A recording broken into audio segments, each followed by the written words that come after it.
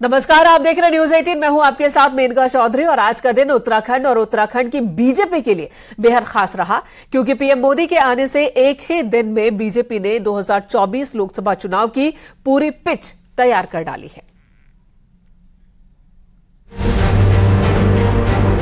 उत्तराखंड के लोकप्रिय युवा मुख्यमंत्री भाई पुष्कर सिंह धामी जी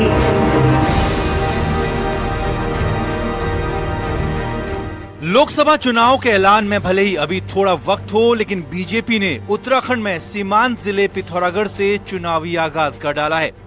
सर्दियों के आगाज के साथ ही पिथौरागढ़ के स्पोर्ट्स स्टेडियम में हुई पीएम नरेंद्र मोदी की जनसभा ने राज्य का चुनावी माहौल गर्मा दिया है।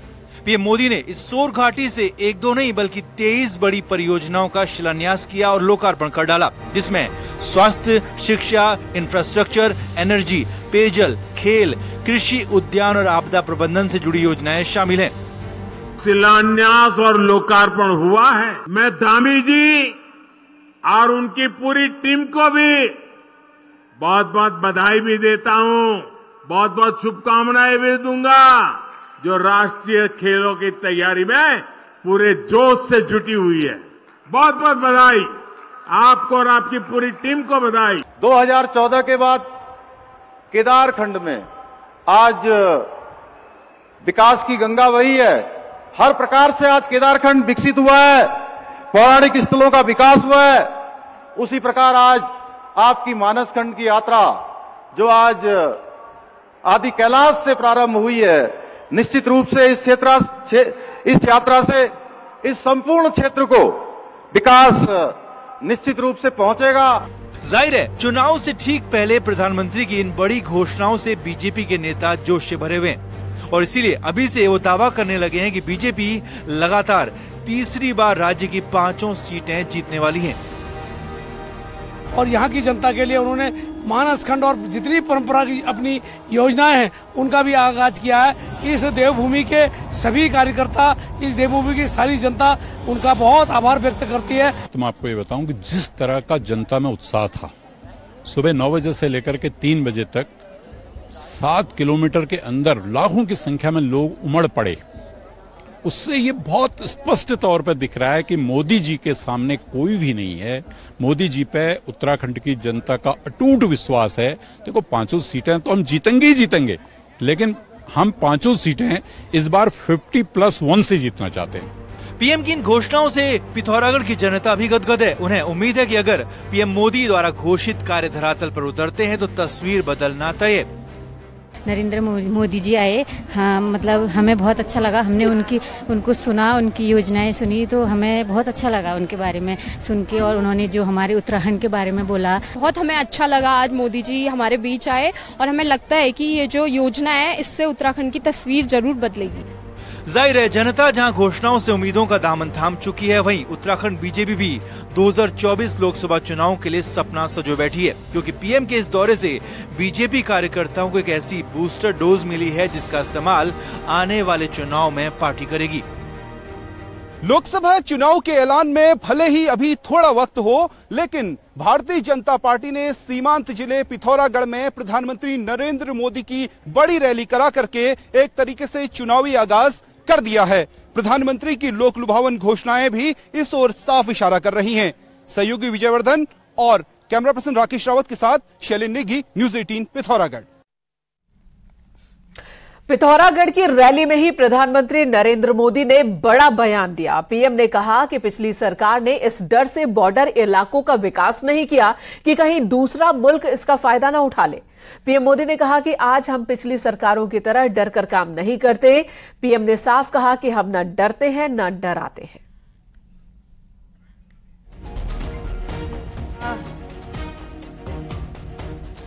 पहले की सरकारों ने इस डर से बॉर्डर एरिया का विकास नहीं किया कि कहीं दुश्मन इसका फायदा उठाकर अंदर ना आ जाए। बताइए क्या तर्क देते थे। आज का नया भारत पहले की सरकारों की डरी हुई सोच को पीछे छोड़कर आगे बढ़ रहे हैं। न हम डरते हैं न हम डराते हैं।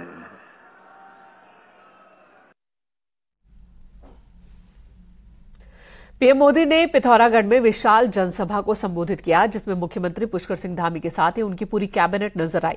साथ ही पूर्व सीएम और हरिद्वार सांसद रमेश पोखरियाल निशंक, नैनीताल सांसद और केंद्रीय मंत्री अजय भट्ट, अल्मोड़ा के सांसद और पूर्व मंत्री अजय टमटा मौजूद थे। लेकिन हैरानी की बात यह रही कि पूर्व सांसद और पूर्व सीएम तीरथ सिंह रावत रैली में मौजूद नहीं रहे। साथ ही पूर्व सीएम त्रिवेंद्र सिंह रावत ने भी रैली से दूरी बनाए रखे। तो वहीं टिहरी सांसद माला राज्य लक्ष्मी शाह भी पिथौरागढ़ की रैली में नहीं पहुंची। अब इनके नहीं पहुंचने से कई तरह की चर्चाओं का बाजार गर्म है।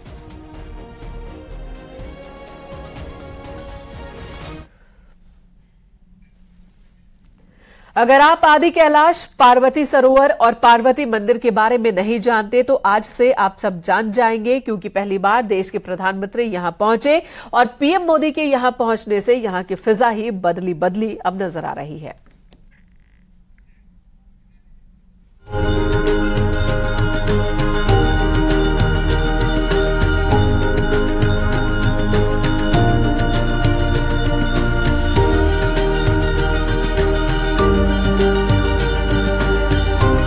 करीब 15,000 फीट की ऊंचाई से आई प्रधानमंत्री नरेंद्र मोदी की अलौकिक तस्वीरों से उत्तराखंड में 5वें धार्मिक धाम की भूमिका तैयार हो चुकी है। और ये धाम होगा भगवान शिव का पवित्र धाम आदि कैलाश, जिसका जिक्र मानस खंड में आता है। प्रधानमंत्री ने न सिर्फ आदि कैलाश के दर्शन किए, बल्कि यहाँ स्थित पार्वती सरोवर और पार्वती पूजा अर्चना भी की। प्रधानमंत्री पूजा के दौरान रंग यानी शौका संस्कृति के विशेष परंपरागत ड्रेस में दिखे।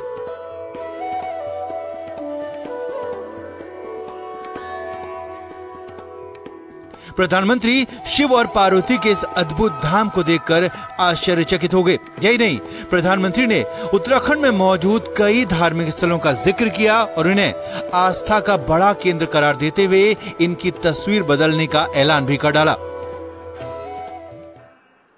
मुझे पार्वती कुंड और जोगेश्वर धाम में पूजा अर्चना करने का सौभाग्य मिला। मैंने हर देशवासी के अच्छे स्वास्थ्य और विकसित भारत के संकल्प को मजबूत करने के लिए और मेरे उत्तराखंड के सारे सपने, सारे संकल्प पूरे हो, इसलिए आशीर्वाद मांगा है। प्रधानमंत्री मोदी यही नहीं रुके, बल्कि उन्होंने विश्व भर के पर्यटकों को आदि कैलाश के साथ ही मानस खंड में शामिल मंदिरों में आने का निमंत्रण दे डाला और ऐलान कर दिया कि उनकी तस्वीरें देखने के बाद पर्यटक आदि कैलाश और जागेश्वर को ढूंढते हुए चले आएंगे।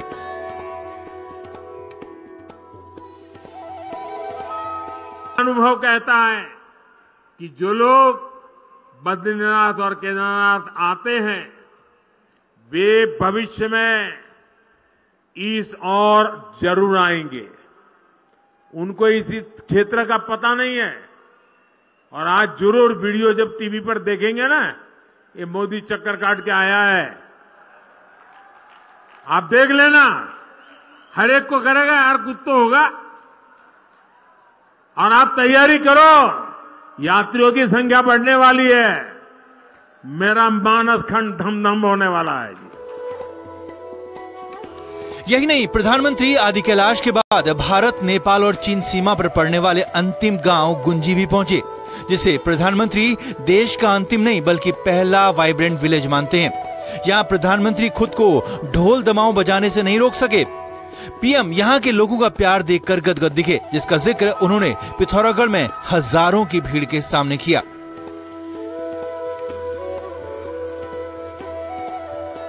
पहले सीमावर्ती क्षेत्रों को, सीमावर्ती गांवों को देश का अंतिम गांव माना जाता था। जो अंतिम है, विकास के मामले में उसका नंबर भी आखिर में ही आता था। ये भी एक पुरानी सोच थी।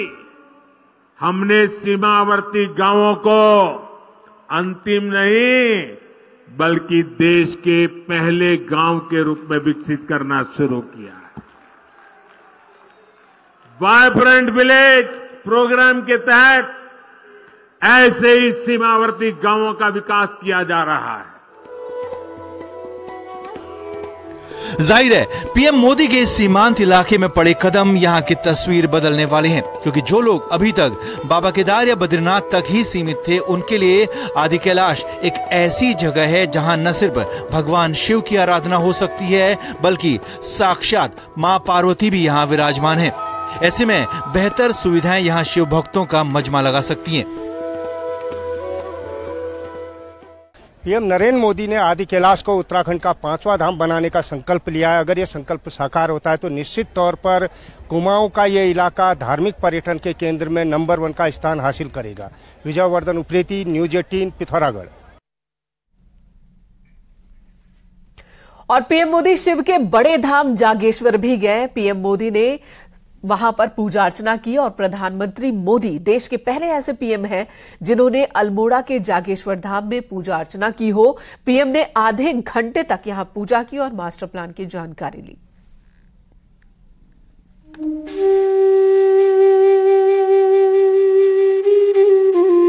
पीएम मोदी ने गुरुवार को अल्मोड़ा के जागेश्वर धाम में पूजा अर्चना की, लेकिन जागेश्वर धाम पहुंचने के लिए पीएम मोदी को 15 किलोमीटर की दूरी कार से तय करनी पड़ी। देवदार के घने जंगलों के बीच बसा जागेश्वर पीएम मोदी को इतना पसंद आया कि पीएम मोदी ने यहाँ के पुजारियों को आश्वासन दिया कि वो तीसरी बार प्रधानमंत्री बनकर एक बार फिर जागेश्वर धाम आएंगे।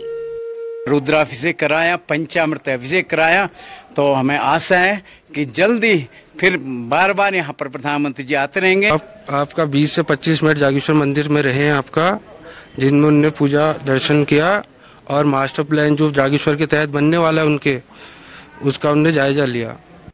जागेश्वर धाम में स्कूली बच्चों ने भी पीएम मोदी का स्वागत कुमावनी परिधान पहनकर किया और पीएम से मिलकर काफी खुश हुए। महिलाओं ने भी पारंपरिक परिधान में नृत्य किया। आज हमने प्रधानमंत्री को अपनी आंखों से पहली बार देखा, तो मैं बहुत जब हमने उनसे हाथ हिलाया तो वो हमें अपनी एक्साइटमेंट को मैं बता नहीं सकती। बहुत अच्छा लगा, बहुत अच्छा, बहुत आनंद आया। यहाँ पे हमें पता चल गया था कि मोदी जी का प्रोग्राम है और मंदिर के लिए स्पेशली आ रहे हैं, तो एक तो हिंदुत्व को बढ़ावा मिल रहा है। और देश के पहले प्रधानमंत्री नरेंद्र मोदी बन गए हैं जो जागेश्वर आकर पूजा अर्चना की और आधे घंटे तक अलग अलग मंदिरों में पीएम ने पूजा अर्चना की, पुजारियों से वार्ता की, मास्टर प्लान के बारे में जानकारी ली कि किस तरह से जागेश्वर का विकास किया जाएगा। मानस खंड में मुख्य मंदिर के रूप में जागेश्वर मंदिर हैं, जो मानस खंड की कल्पना की गई है उसमें जागेश्वर से ही मुख्य मंदिर उसका कहा जा रहा है। अब देखना होगा कि आने वाले समय में किस तरह से यहाँ का पर्यटन बढ़ेगा और लोगों को किस तरह रोजगार मिलेगा। Kishan Joshi, news 18, Jageshwar, Almora. RIL chairman Mukesh Ambani आज बद्रीनाथ और केदारनाथ धाम पहुंचे। भगवान बद्री विशाल के दर्शन के बाद बाबा केदारनाथ के भी दर्शन किए। आपको 5 तस्वीरें दिखाते हैं जिसमें RIL के चेयरमैन मुकेश अंबानी की होने वाली बहू राधिका मर्चेंट और उनकी मां के साथ बद्री केदार के दर्शन को पहुंचे थे। इन सबसे पहले मुकेश अंबानी बद्री विशाल के दर्शन पूजन करने पहुंचे। बद्री विशाल से कामना की उन्होंने। इसके बाद RIL चेयरमैन मुकेश अंबानी बाबा केदार के धाम पहुंचे।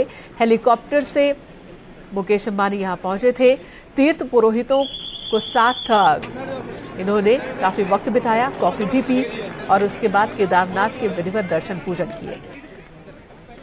मुकेश अंबानी ने यहां महाभिषेक भी किया।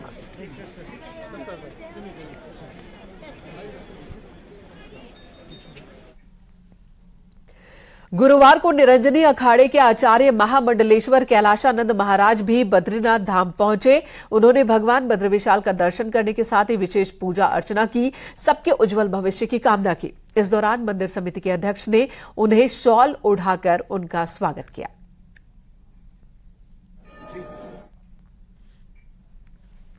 यहां रुकेंगे एक ब्रेक के लिए, खबरें जारी हैं।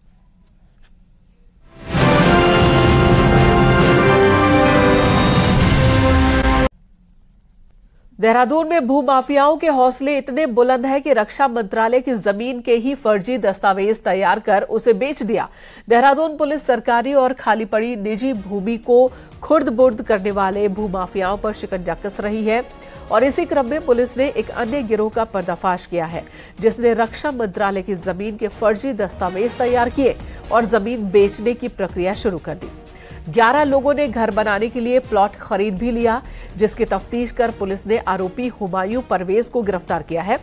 सहारनपुर में अपने रिश्तेदारों को 3 करोड़ रुपए के अलग अलग प्लॉट इसने बेचे थे। क्लेमेंट टाउन का, जिसमें रक्षा विभाग को 1958 में जमीन हस्तांतरित निवर्तमान जो समय के जिलाधिकारी रहे उनके द्वारा रक्षा मंत्रालय को जमीन दे दी गई थी, लेकिन इनके द्वारा षड्यंत्र करके सहारनपुर में अपने जो रिलेटिव्स हैं, मतलब अपने पेरेंट्स के उसके नाम कराकर चेंज कराया गया था और साथ ही साथ उस ज़मीन पर अपना क्लेम किया गया और बाकायदा उसके डिमार्केशन के लिए प्रोसेस किया गया और उसके जिससे कि वो ज़मीन उसको मिल जाए। तो ये जब फर्जी रजिस्ट्री घोटाले में सारी चीज़ें जांच में आई तो इसका नाम प्रकाश में आया। घर के अंदर बार के लिए फिलहाल ऑनलाइन लाइसेंस नहीं मिलेगा। विवाद के बाद एक्साइज डिपार्टमेंट ने इस पर रोक लगा दी है। कांग्रेस इसे विपक्ष के दबाव में लिया गया फैसला बता रही है, तो बीजेपी मुख्यमंत्री का मुद्दा सामने आते ही लिया हुआ फैसला बता रही है। उत्तराखंड में सरकार की कमाई का बड़ा जरिया शराब है, लेकिन शराब से जुड़े मुद्दों पर यहां सियासत होने में देर नहीं लगती। अप्रैल के महीने में एक्साइज पॉलिसी आई, लेकिन मुद्दा अक्टूबर में तब उठा जब घर में बार के ऑफलाइन के बजाय ऑनलाइन लाइसेंस का सिस्टम शुरू किया गया। साथ ही घर के बार में 9 लीटर शराब रखने के बजाय 50 लीटर शराब रखने की परमिशन मिली। नए सिस्टम पर सवाल उठे तो एक्साइज डिपार्टमेंट ने तुरंत आदेश जारी कर नए लाइसेंस सिस्टम पर रोक लगा दी। कांग्रेस का कहना है कि एक्साइज डिपार्टमेंट का ये फैसला कांग्रेस के दबाव में वापस लेना पड़ा है, तो बीजेपी का कहना है कि सही फैसलों के लिए कांग्रेस के दबाव की जरूरत नहीं। मुख्यमंत्री ने विवाद सामने आते ही तुरंत रोक लगाने का फैसला लिया। देवभूमि को शराब भूमि बनाने की कोशिश, पहले मोबाइल वैन से हम शराब पहुंचाएंगे बातें आई थी, अब घर घर में बार खोलने की बात थी। 50 बोतल का मतलब है आप छोटा मोटा बार एक मोहल्ले में खोल ले रहे हैं, इससे अपराध बढ़ता और निश्चित ही जो हमारा आने वाले नौनिहाल है उनको शराब में डुबोने की साजिश थी, जिसका विरोध कांग्रेस ने जम के किया और सरकार को अपने कदम पीछे खींचना। लोगों का विरोध सामने आया और माननीय मुख्यमंत्री जी के संज्ञान में जैसे ही आया तो मुख्यमंत्री जी ने तुरंत निर्णय लिया कि इसको तत्काल प्रभाव से इसको स्थगित किया जाए और निरस्त किया जाए। ये मुख्यमंत्री जी ने किया, किंतु कांग्रेस जिस तरह से उठा रही है कि हमारे दबाव में आकर के, ये कोई किसी का दबाव नहीं है। मुख्यमंत्री जी ने स्वयं संज्ञान लिया और मुख्यमंत्री जी ने तत्काल प्रभाव से इसको कैंसिल किया। घर, पार्टी और इवेंट के लिए बार का लाइसेंस एक्साइज डिपार्टमेंट पहले से जारी करता रहा है, लेकिन लाइसेंस सिस्टम को ऑनलाइन करना और शराब की मात्रा बढ़ाने का फैसला 6 महीने बाद विवादों में घिरेगा, ये अंदाजा एक्साइज डिपार्टमेंट को भी शायद ही रहा हो। न्यूज 18 के लिए देहरादून से दीपांकर भट्ट की रिपोर्ट। यहां रुकेंगे एक और ब्रेक के लिए। खबरों का सिलसिला न्यूज 18 पर जारी है।